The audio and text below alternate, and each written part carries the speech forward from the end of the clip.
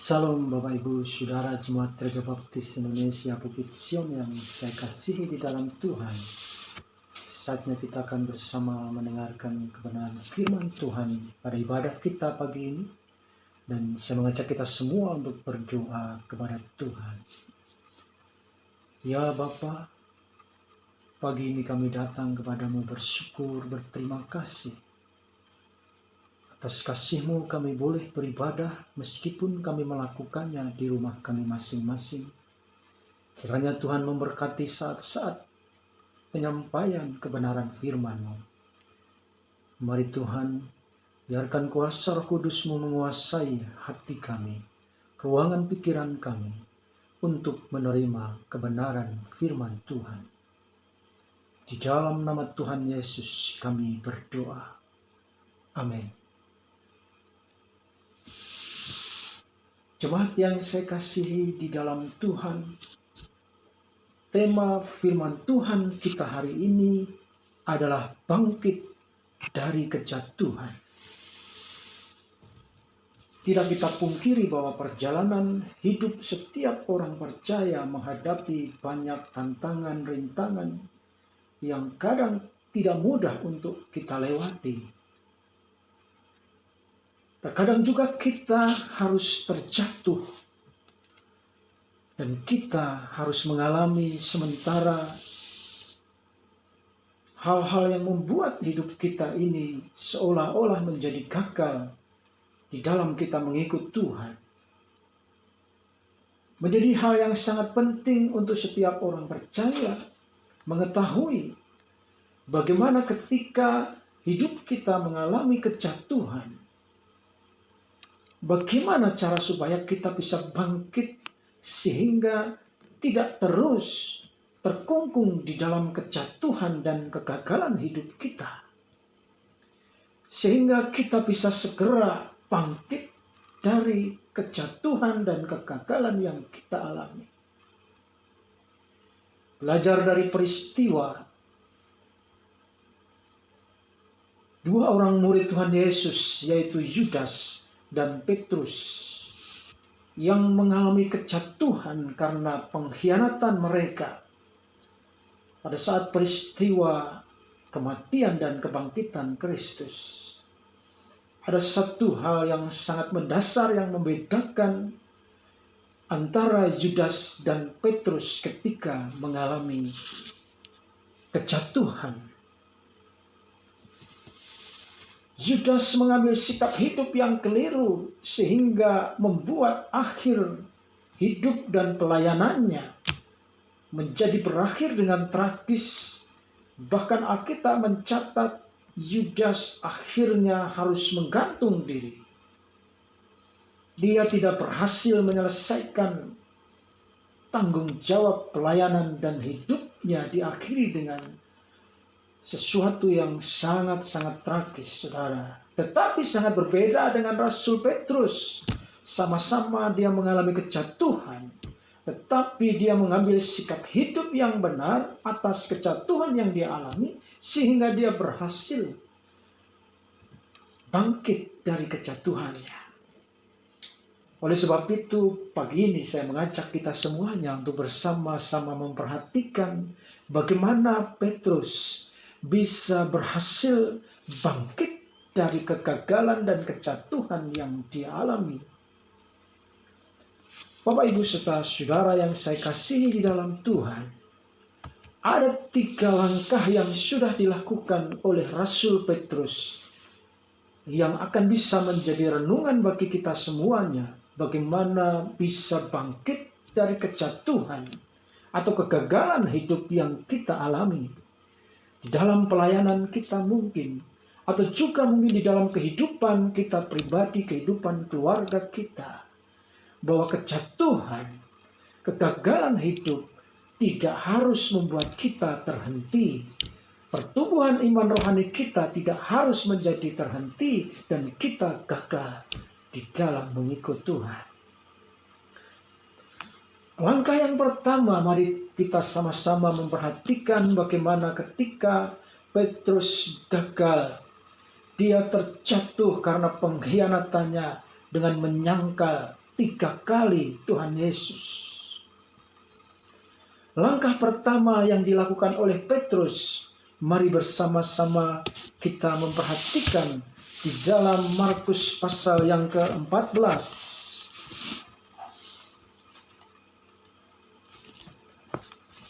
Bapak Ibu Saudara, kita membuka kitab suci kita dari Markus pasal yang ke-14 ayat yang ke-72. Firman Tuhan mengatakan demikian. Dan pada saat itu berkokoklah ayam untuk kedua kalinya, maka teringatlah Petrus bahwa Yesus telah berkata kepadanya, sebelum ayam berkokok 2 kali, engkau telah menyangkal aku 3 kali. Lalu menangislah ia terseduh-seduh. Langkah pertama yang dilakukan oleh Petrus adalah melakukan introspeksi ke dalam dirinya sendiri. Dia tidak mencoba mencari kesalahan orang lain. Dia tidak mencari kesalahan lingkungan, situasi yang saat itu sedang dia alami. Bisa saja dia menyalahkan situasi, kenapa dalam situasi seperti itu saat dia tertekan. Kenapa orang-orang itu bertanya kepada dia? Atau dia bisa menyalahkan kenapa Kristus kok harus mati di atas kayu salib? Dia kenapa harus diseret ke dalam pengadilan sehingga membuat hidupnya itu berada dalam situasi yang harus memilih ketika dia tertekan dan dia ditanya apakah dia mengenal orang yang sedang diadili. Petrus tidak mencoba mencari kesalahan dari lingkungan sekitarnya. Dia tidak mencoba menyalahkan orang-orang lain.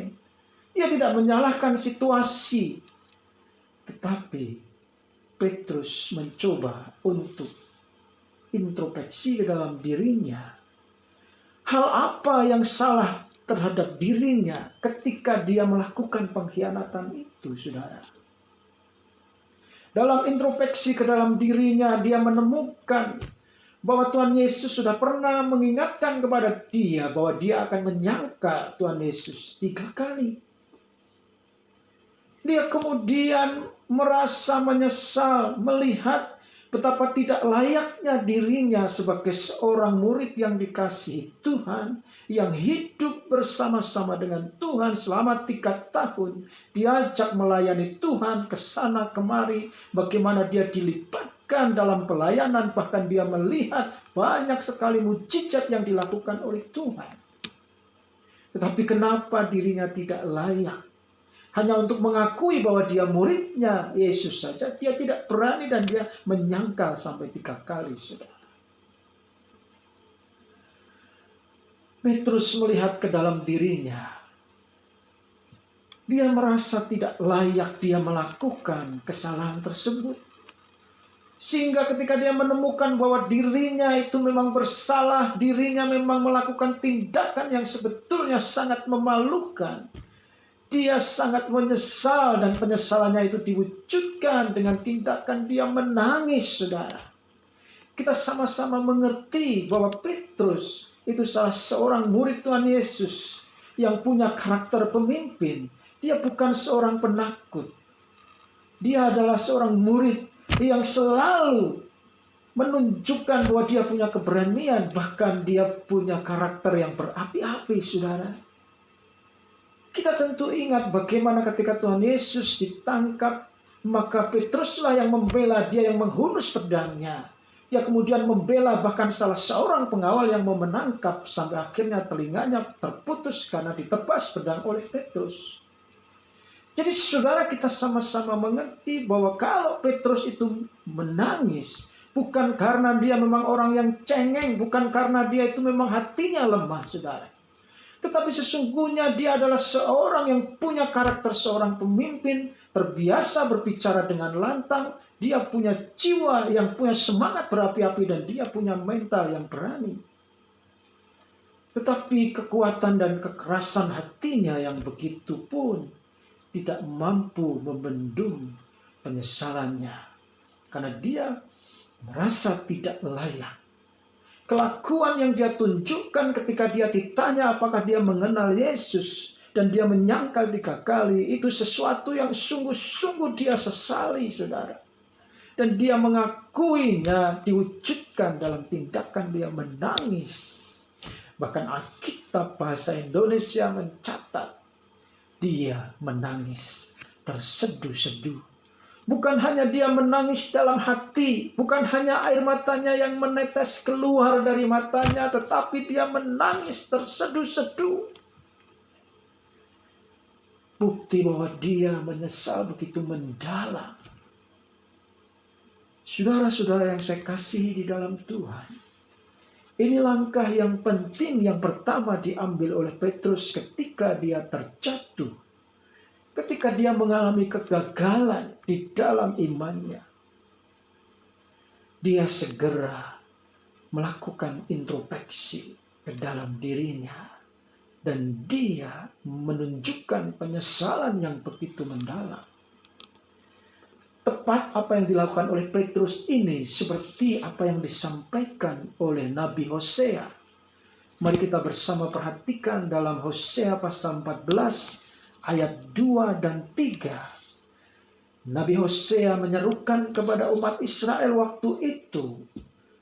Demikian firman Tuhan, "Bertobatlah hai Israel kepada Tuhan Allahmu, sebab engkau telah tergelincir karena kesalahanmu. Bawalah sertamu kata-kata penyesalan dan bertobatlah kepada Tuhan. Katakanlah kepadanya, ampunilah segala kesalahan sehingga kami mendapat yang baik. Maka kami akan mempersembahkan pengakuan kami." Saudara, kepada orang-orang Israel yang pada waktu itu dikatakan tergelincir karena kesalahan, Hosea menyerukan supaya bertobat kepada Tuhan dan menyampaikan kata-kata penyesalan. Bawalah sertamu kata-kata penyesalan. Dan inilah yang dilakukan oleh Petrus ketika dia terjatuh di dalam dosa. Perhatikan saudara, hal ini sangat berbeda dengan apa yang dilakukan oleh seorang Yudas yang sama-sama murid Tuhan Yesus. Bapak, Ibu, serta saudara yang saya kasihi di dalam Tuhan, langkah pertama yang sangat penting untuk diambil agar ketika umat Allah terjatuh, gagal di dalam imannya, di dalam menjaga kehidupannya seturut dengan firman Tuhan, maka langkah pertama, melakukan introspeksi ke dalam diri. Jangan mencoba mencari kesalahan-kesalahan orang lain. Jangan menyalahkan lingkungan, jangan menyalahkan situasi, tetapi introspeksilah apa yang salah dengan diri kita dan sampaikan rasa penyesalan itu kepada Tuhan. Kemudian langkah yang kedua, Bapak, Ibu, serta saudara, apa yang dilakukan oleh Petrus ketika dia terjatuh di dalam penyangkalan terhadap Tuhan Yesus. Mari sama-sama kita memperhatikan dalam Markus pasal yang ke-16 ayat yang ke-8. Markus pasal yang ke-16 ayat yang ke-8. Demikian firman Tuhan, "Lalu mereka keluar dan lari meninggalkan kubur itu, sebab gentar dan dahsyat menimpa mereka. Mereka tidak mengatakan apa-apa kepada siapapun juga karena takut." Dengan singkat mereka sampaikan semua pesan itu kepada Petrus dan teman-temannya. Bapak, Ibu, serta saudara, langkah kedua yang dilakukan oleh Petrus setelah dia introspeksi dirinya dan menyampaikan rasa penyesalan yang begitu mendalam adalah bahwa Rasul Petrus mengambil langkah pemulihan. Apa yang dikatakan di dalam Markus 16 ayat yang ke-8 ini, Bapak, Ibu, Saudara? Ini adalah peristiwa 3 hari setelah Petrus menyangkal Tuhan Yesus. Dan waktu itu pada Sabat pagi-pagi sekali, Maria Magdalena, Kemudian Maria, ibu Yakobus serta Salome pergi ke kubur Tuhan Yesus. Di sana dia melihat bahwa kubur itu sudah kosong dan batu itu terguling. Kemudian mereka keluar, lari meninggalkan kubur itu. Dan mereka menyampaikan kabar kebangkitan Kristus itu kepada Petrus dan teman-temannya, yaitu para rasul. Saudara yang dikasihi Tuhan, 3 hari setelah peristiwa Petrus terjatuh di dalam kejatuhan penyangkalan terhadap Tuhan Yesus, dia sudah bersama-sama dengan para rasul yang lain. Bahkan Petrus menjadi tujuan utama berita dari para wanita itu tentang kebangkitan Kristus. Apa artinya, saudara? Artinya adalah bahwa Petrus 3 hari berikutnya itu dia sudah stay kembali di dalam perkumpulan komunitas pelayanan dia. Petrus sudah kembali mengambil posisinya sebagai salah seorang rasul yang dipilih oleh Tuhan Yesus. Jadi dia tidak larut dalam kejatuhan dan kegagalannya. Dia berani menghadapi kenyataan bahwa dirinya sudah gagal.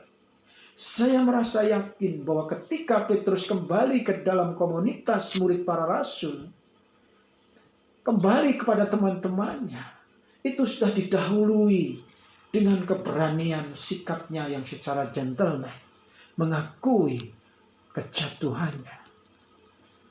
Dan saya menafsirkan bahwa Petrus sudah meminta maaf kepada teman-temannya, sehingga teman-temannya bisa menerima. Para wanita itu tetap menganggap Petrus itu sebagai salah seorang murid yang punya karakter sebagai pemimpin, dan menganggap Petrus adalah orang yang layak untuk menerima berita tentang kebangkitan Kristus, saudara. Dalam hal ini Petrus memperlihatkan bahwa dirinya bukan orang yang tidak berani menghadapi kenyataan, tetapi Petrus tidak mau larut di dalam kejatuhannya. Dia menghadapi kenyataan, berani mengambil sikap berterus terang atas kejatuhannya, dan mungkin dia menyampaikan penyesalannya, permohonan maafnya, sehingga dia kembali kepada komunitas pelayanannya.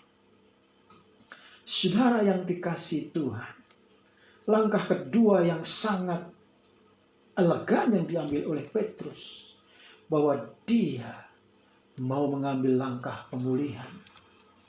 Petrus mau mengambil sikap memperbaiki kejatuhan dan kegagalan yang dia sudah alami. Dengan secara gentle mengakui kejatuhannya, kelemahannya, kegagalannya, dan mungkin dia berani meminta maaf kepada teman-teman para rasul dan kembali kepada posisinya sebagai seorang murid dan rasul yang dipilih langsung oleh Tuhan Yesus. Mari kita perhatikan langkah ketiga yang diambil oleh Petrus sehingga dia bisa bangkit dari kejatuhan yang dia alami. Mari bersama-sama kita membuka dari Injil Yohanes pasal 21 ayat yang ke-17. Injil Yohanes pasal 21 ayat yang ke-17. Demikian firman Tuhan, kata Yesus kepadanya untuk ketiga kalinya, Simon, anak Yohanes, apakah engkau mengasihi aku? Maka sedih hati Petrus karena Yesus berkata untuk ketiga kalinya, apakah engkau mengasihi aku? Dan ia berkata kepadanya, Tuhan, Engkau tahu segala sesuatu. Engkau tahu bahwa aku mengasihi engkau. Kata Yesus kepadanya, gembalakanlah domba-dombaku. Tuhan Yesus mengatakan perintah kepada Petrus untuk menggembalakan domba-domba Tuhan. Ini adalah kali yang ketiga. Dan kali yang ketiga juga Petrus menjawab, bahwa Tuhan, engkau tahu segala sesuatu. Engkau tahu bahwa aku mengasihi engkau. Jadi ketika Petrus mengatakan engkau tahu bahwa aku mengasihi engkau, ini karena dia sudah 2 kali menerima tugas pelayanan untuk menggembalakan domba-domba Tuhan. Artinya dengan kata lain Petrus mau mengatakan bahwa Tuhan, aku ini mengasihi engkau, jadi kalau engkau memberi perintah kepadaku untuk menggembalakan domba-dombamu, aku ini juga siap. Saudara yang saya kasih di dalam Tuhan, coba perhatikan bagaimana Petrus mengambil sikap setelah dia terjatuh di dalam penyangkalan kepada Kristus. Setelah dia mengintrospeksi diri dan mengungkapkan penyesalannya, dia mengambil langkah pemulihan. Dan yang ketiga, dia mau menerima tanggung jawab pelayanan. Hal ini sangat penting bagi kita, bahwa ketika kita mengalami kejatuhan, kita mengalami kegagalan, maka saudara, 3 langkah yang sudah pernah dilakukan oleh Petrus semestinya menjadi teladan bagi kita. Mari introspeksi ke dalam diri kita. Sampaikan rasa penyesalan kita kepada Tuhan. Berdoa memohon ampun kepadanya bahwa kita sudah tidak layak berbuat seperti itu. Kita terjatuh dalam dosa-dosa pribadi yang mungkin tidak terkatakan. Dosa-dosa yang hari ini begitu menghantui kita karena kita sudah terjatuh ke dalamnya. Mari introspeksi dalam diri kita. Sampaikan penyesalan kita kepada Tuhan. Yang kedua, ambillah langkah pemulihan. Saudara, jangan menghindar dari perkumpulan orang-orang yang mengasihi Tuhan. Jangan menarik diri dari komunitas seperti yang dilakukan oleh Yudas. Ketika habis dia mengkhianati, menjual Tuhan Yesus dengan 30 keping perak. Dia menarik diri dari kehidupan para murid-murid dan para rasul. Bahkan akhirnya karena kesendiriannya, dia mengambil keputusan yang keliru. Yang kedua, ambillah langkah pemulihan. Kembali kepada komunitas pelayanan kita. Dan yang ketiga, saudara, bersedialah ketika saudara menerima tanggung jawab pelayanan. Seperti ketika Tuhan Yesus memberikan tanggung jawab pelayanan kepada Petrus. Gembalakanlah domba-dombaku. Petrus secara tidak langsung menjawab, ya Tuhan, engkau tahu aku mengasihi engkau. Dengan kata lain, bahwa Petrus menerima tanggung jawab pelayanan itu. Bagaimana dia tidak menerima? Karena dia begitu mengasihi Tuhannya. Saudara, mari kita merenungkan ke dalam diri kita. Mungkin ada hal-hal yang sudah membuat kita terjatuh. Ada hal-hal yang sudah gagal di dalam kehidupan kita. Namun sampai hari ini kita belum berani mengakuinya. Baik mengakui kepada diri sendiri, mengakui kepada Tuhan. Dan juga seharusnya kita berani secara gentle mengakui kepada orang lain. Kalau memang itu diperlukan. Sehingga kita bisa kembali kepada komunitas pelayanan. Dan kita bisa menerima pelayanan untuk pemulihan kehidupan iman kita. Sehingga di dalam kejatuhan yang mungkin saja dialami anak-anak Tuhan, ada kebangkitan dari kejatuhan itu. Mari bersama-sama kita berdoa. Tuhan Yesus, kami berterima kasih. Kesempatan kami mendengarkan firman-Mu, Kau ajar kami bahwa masih ada kesempatan bagi anak-anak Tuhan yang kemungkinan saja dia terjatuh di dalam kehidupan keimanannya.